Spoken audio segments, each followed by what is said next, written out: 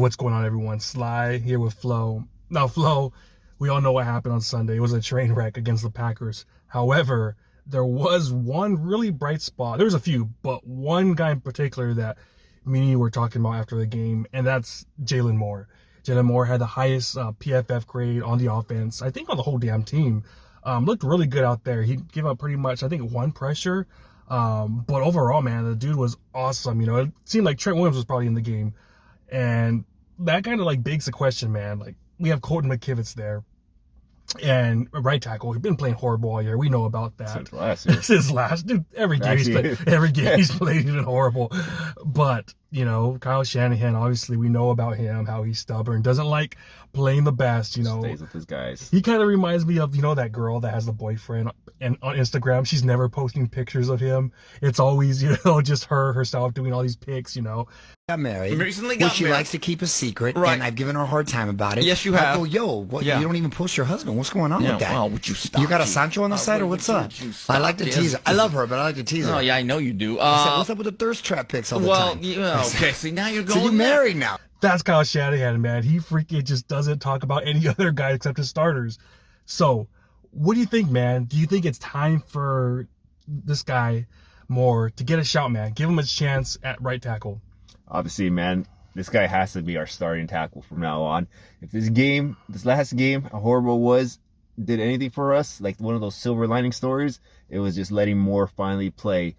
I was pulling a Gandhi this last month, man, because I want Colton McKivitz to be benched finally. I even started growing out some facial hair. I was hoping, like, hey, maybe Kyle Shanahan's gonna feel bad for me. He's like, hey, let this guy get a freaking trim.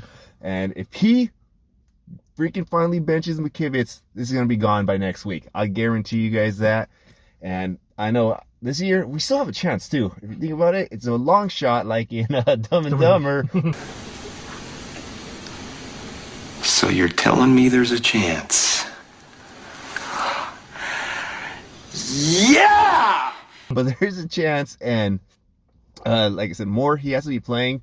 And it's not just McKivitz starting. There's a couple guys out there starting. Obviously, Allen starting over Dobbs. I don't know what that's all about. Well, we do know what it's about. Yeah. Brendel. There's just so many guys. Campbell on the defensive Jordan end. Mason. Jordan Doesn't Mason touch not the playing. ball. Yeah, it just doesn't make any sense. Cowing.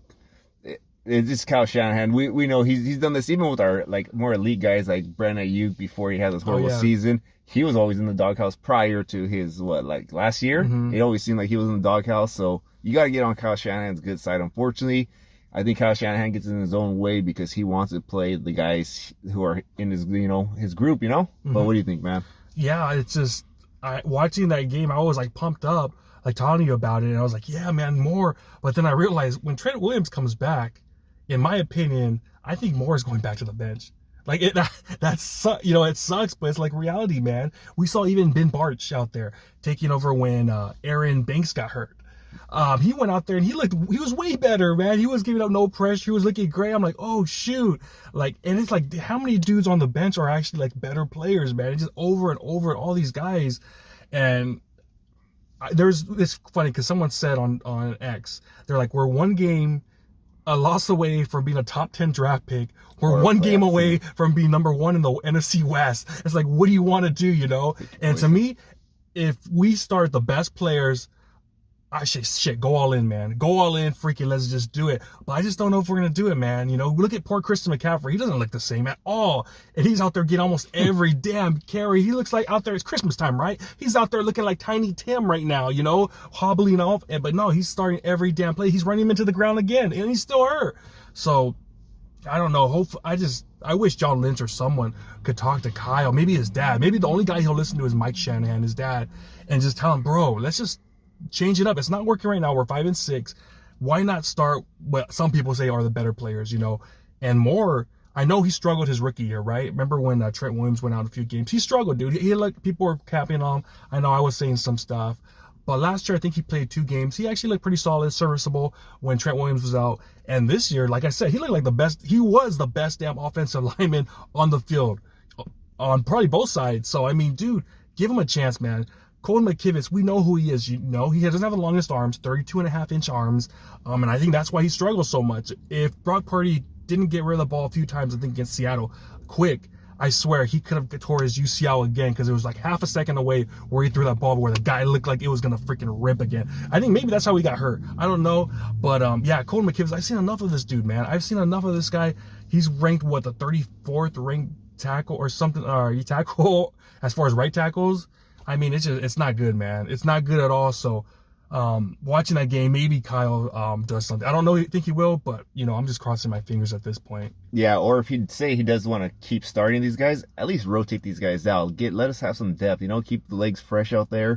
Because right now, Colton McKivitz, usually by the second quarter, this guy's gas. He's already starting to get destroyed. Sometimes even in the first quarter, but you got to have these guys, you got to put the best players out there. At the end of the day, it doesn't matter if you're cool with them. You got to play the best guys, and especially the young guys. You got to give these guys some reps, let them develop, because we're not going to be able to keep everyone. Our salary cap's going to be up there going into next year, so we're going to have to probably lose some people, and you got to give some of these guys who have the lower contracts a shot too for the future, right? Yeah, and last year, I think it was last year or 2 years ago, was it, where they kept going back and forth with Feliciano and Spencer Burford, and then finally they were like, you know what, screw it, we're gonna switch straight to Feliciano. Why not do that, man? Why not just go with both these guys every series and see who's the guy, Who's performing, yeah. Exactly. And so just give them a chance, man. It's not like it's quarterbacks score. I hate when quarterbacks go, it's like a rotation quarterback. Yeah, you gotta keep them exactly. hot, yeah, you gotta have them the whole game, obviously. But if it's a positional player like a tackle, dude, just give them a chance. That's all we're asking for.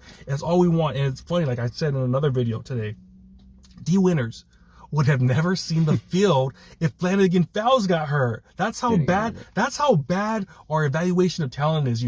D Winners would have not seen the field because Flanagan Fowles was named the starter week 1 and he missed like 5 tackles that game. Never mind, I don't want to say it, but he got hurt and then Winners went out and he balled out. Obviously he got hurt too, but when he came back he was at third linebacker because they're like, oh shoot, D Winners is actually good. Duh, he was good. We've seen him all through training camp balling out. We saw him OTAs, mini camp, preseason. He was doing things, So even Fred Warner was talking about, I'm like, dude, yeah, this D Winners guy is playing phenomenal. Like he noticed it too. So I don't get how we have these guys out there like what they call it, Cabo Click, like Kyle's boys, like Cabo Click. I mean, I don't get it, man. Like we've talked about it before. Nolan used to always do that crap. Other coaches used to do that crap. It's like, dude, nah, man. Let's just try it out, man. Try it out, because like, what do we have to lose at this point? We're 5-6. We're 5-6 right now, and sometimes it happens. Remember the New York Giants? They went on the run that one year where they kind of Coughlin was like, F it, man. I'm just changing it up. And then all of a sudden they went hot. They went on this run. They won a Super Bowl. So why not do it, man? Even Bill Belichick, the Super Bowl.